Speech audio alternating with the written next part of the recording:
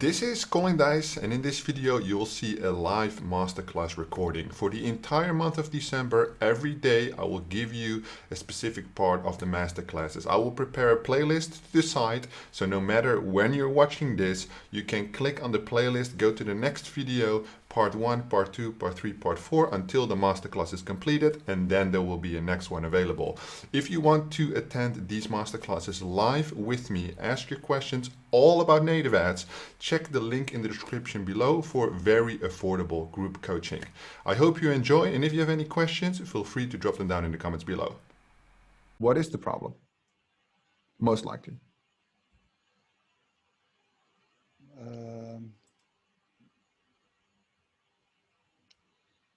I'm not sure. Anybody?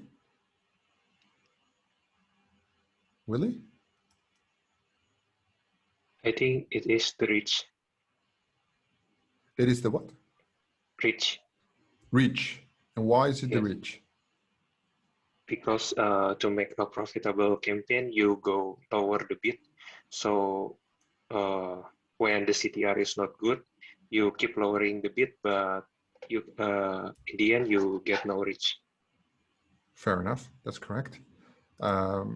It's not always the case that we need to lower the bid, but basically it's the bid equivalent to the ROI, right? As soon as the bid goes up, the ROI goes down. As soon as the ROI needs to go up, the bid has to come down, right? It's cost versus outcome.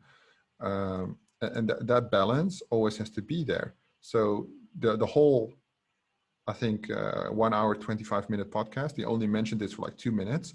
But he said these tools are amazing, that the AI is so advanced, it can make any campaign profitable. The problem is that the AI only uses data and no creativity. So what happens is the campaigns will barely have any reach, right? Now so your job as a media buyer is to find the perfect balance between ROI and reach, right? Mr. Lopez.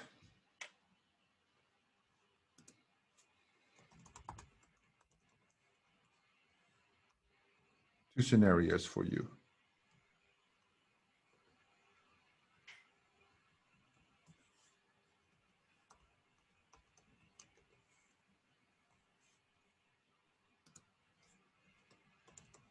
Oh, typing twice ROI.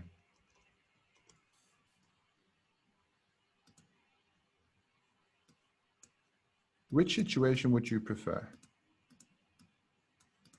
Situation 1 or situation 2? Trying to do the math for the 5,000 and 21%.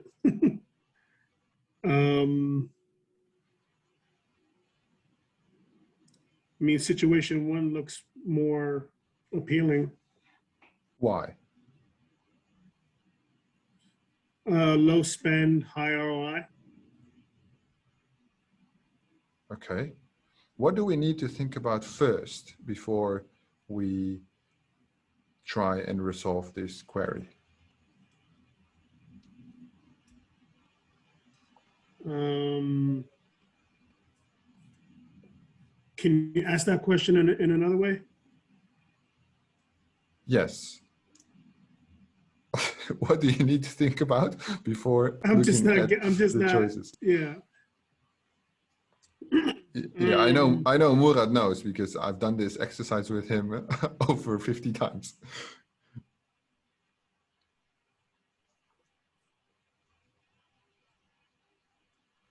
Okay, let's make a choice. Situation 1 or situation 2? Oh. And we'll do a vote. But you can pick first. That's situation 1. Situation 1. Okay. There's obviously a big difference here, right? Which I think this is just a guess, because there's a difference between knowing things and guessing things, right? If you need to take this long to make your answer, it's just a guess. Samantha, please enlighten us. Situation 1 or situation 2? I would choose 2 Why? because it means more money. How much more profit. money? 50. Let's do the calculation. How much is 100% over 1,000? 1,000. Okay. And how much is 21% over 5,000? I think it's 1,050, but I can check on a calculator. Nah, that's okay. It's 1,050, right? So Hector said, which is great, right? He said, this situation looks more attractive. That's literally what you said, and that's literally what I wanted you to say, right? It looks more attractive. But Samantha is going for the money because she doesn't care how attractive it looks. She cares about the dineros, yes? And Yeah. here we make more money. So in this example, we would pick situation 2. When we would look at this, I would have one question, right? If somebody would ask me to pick between the 2, I would have one question. Murat, which question is that? Is this on scale? Okay, and I would say yes. And how does that influence which one you're going to pick? Then I would pick situation 2. Okay, when I would say it's not on scale.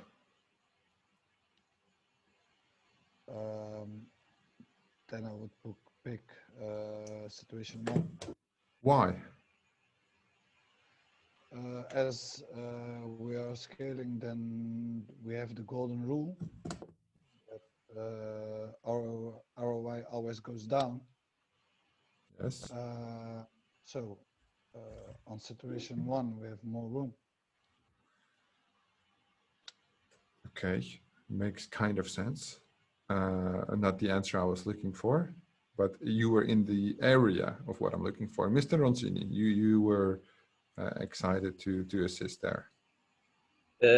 I was thinking, yeah, we all want to go for the more money, but do we have that amount of money to spend in order to get that money? Smart guy today, smart guy. The situation doesn't matter if you don't have $5,000 to spend, right? So the first question would be, what is my cash flow? What does that look like? Because this will usually not be the scenario. The scenario would be 10 different situations, right? And then you could choose the best one. But if the situation requires you to have 100 grand up front and you only have 5,000, then it's not going to work. So the question I would ask myself is, how much money do I have? In the case you have 2,000, you automatically have to go for this one. If that cash flow would not be important, then yes, we would go for the second one. Make sense for everybody? Okay.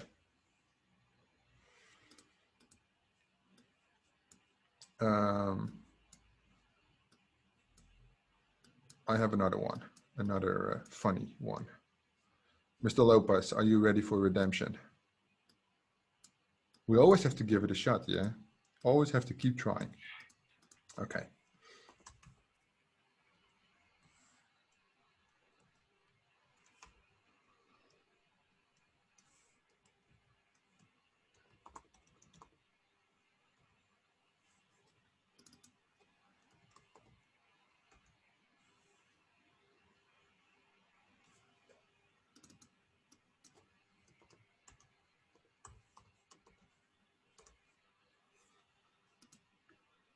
Oh.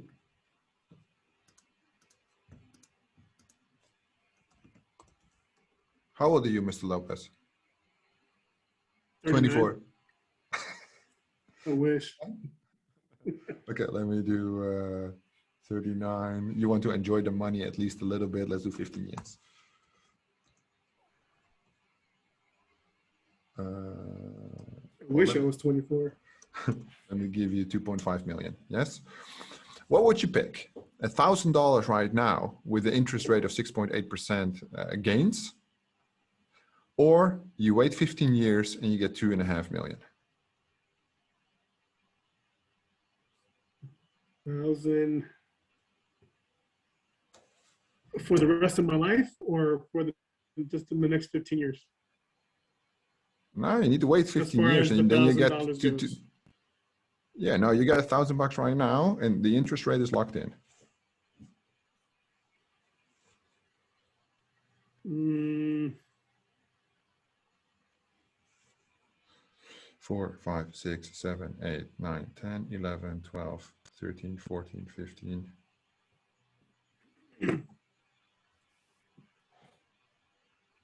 I go for the 2.5 mil.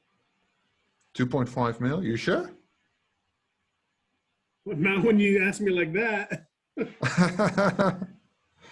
Who here would go for the 2.5 mil? Just know that Mr. Lopez was wrong before. Just saying, I'm just saying, I gotta be transparent, you know? I gotta be transparent. Who here would go for the 2.5 mil? Gary, Eric, Michael? All the smart older men are going for I think I should go for 2.5 mil in this situation. If they all say 2.5 mil, I'm probably gonna take that one. Mr. Lopez, why did you pick the 2.5 mil? Because obviously I don't want to know which answer is correct. I want to know why it's correct.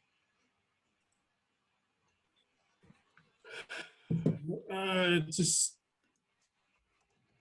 well, number one, I can't do the math properly for the, I'm not a math guy, I'm sorry. There you go.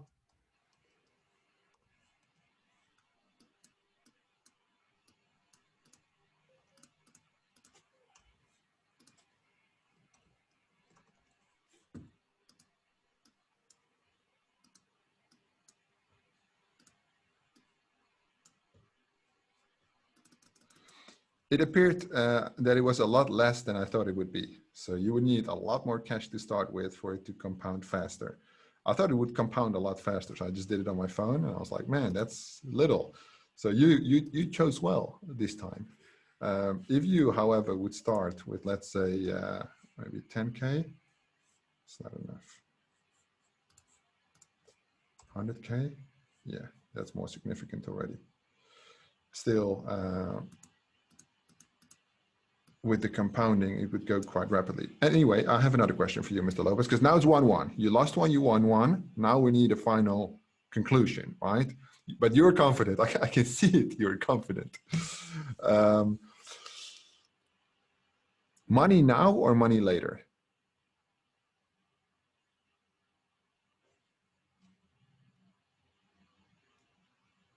Yeah, money now or money later? Let's put a number to it. Let's say $1,000. Money now or whenever you need it? Now. Money now? Money now. Not whenever you need it, just now. But I don't assume you need it right now. Correct. Okay, that's greedy. Anybody else? Money now or money later? Murat? You just fixed up your house, so I think... No.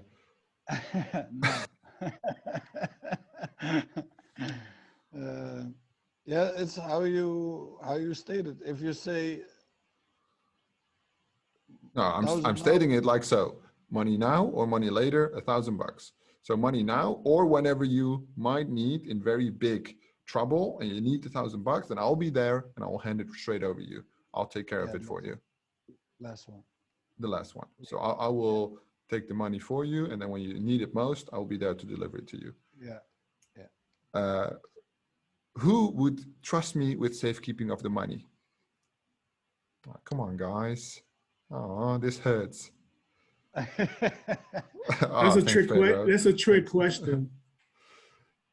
No, because I would keep it safe, actually. I'm like an honest guy, truly. But Gary, why would you rather have the money now? So I could make that money work for me. If I leave it with you, I can't do anything with that money. It's dead money. True. So in a situation, money now or money later, the answer is always money Always now. Yeah. Always now. Unless you guaranteed me a certain amount of interest on it. Oh, let's make it more complex. Yes, you can partner up with Mr. Lopez, because I have a good example. Yes, money now, money later. Yes, and later, let's put it on 10 years. Yeah. Yeah. Okay, so now,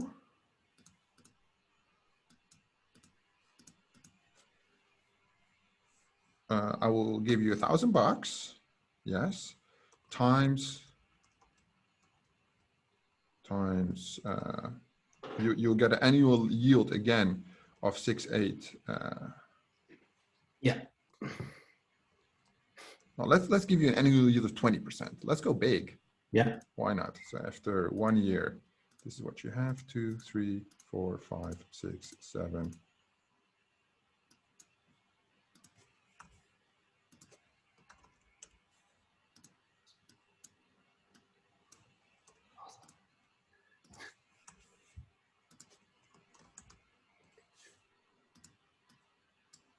Okay, so you got $6,000. Yeah. Mhm.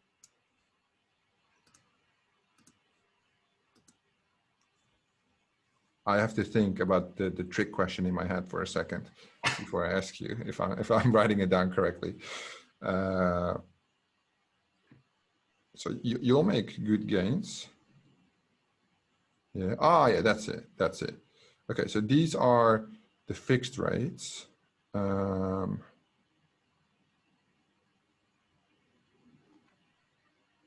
Okay. Yeah. Okay. So I'll give you this in cash. Yeah.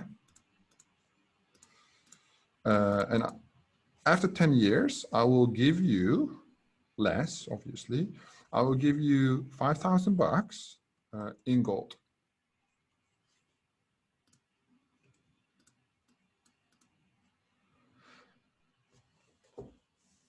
So I get just over 6,000 in cash, or Yeah. 5,000 in gold. Yeah, but I know Mr. Peacock, a seasoned money man. So I'll put you on hold for a second, and I will go to Mr. Lopez first.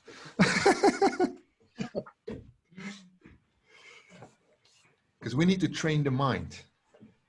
Mr. Lopez, what do you think? What are the thoughts? Either way, you make good money, you know.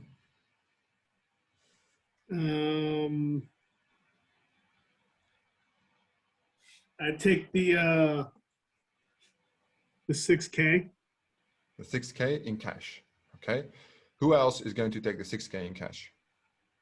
Don. Okay, so we got Hector, Don, Murat. Unless the gold is worth a lot more in 10 years. No, I'll say the gold is stable. Yes, it will not change. Michael, Mr. Roncini, which part are you on? Are you on the cash? Willie? Ross, where are you at? It's my boy. I would, what's the cash that we get to begin with? What would you give me? Look at the screen, mate. You give me $1,200 for 6,000. Yeah, 1,200 and then compounded by 20%. Oh no, man. I'll take the. Oh no, hang on.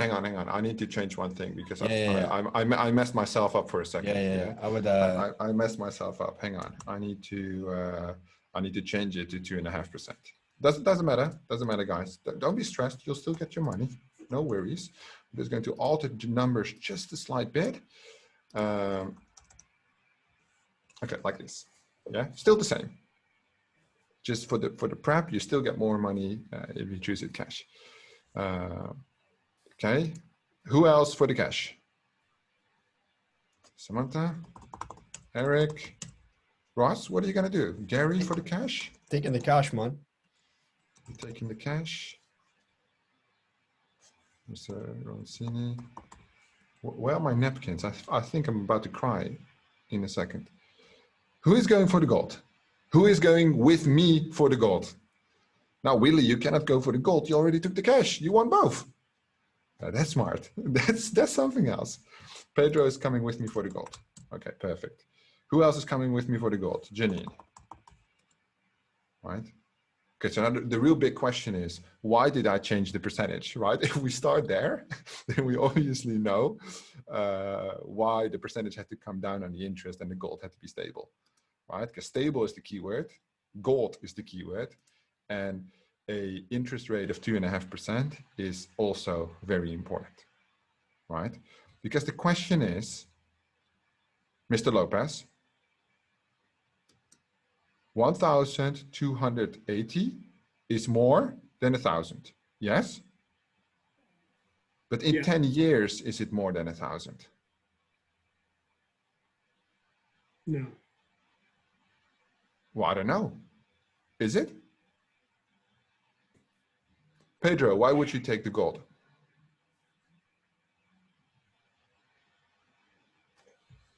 Because you haven't stated the rate of inflation. Inflation, guys. Pedro, I mark you the smartest man of today. The inflation, 2.5% interest, the inflation will most likely be higher than 2.5%. So the 1,280 is not actually going to be worth 1,280. And I put here, after somebody mentioned it, that the gold would stay stable, the price. And even if it would not stay stable, as it is like a scarcity resource, we assume it to relatively go up towards cash on the balance, right? So in this situation, inflation is the keyword. I don't know what the average inflation is. I assume it's more than 2.5% for most nations. But in this case, you all picked wrong.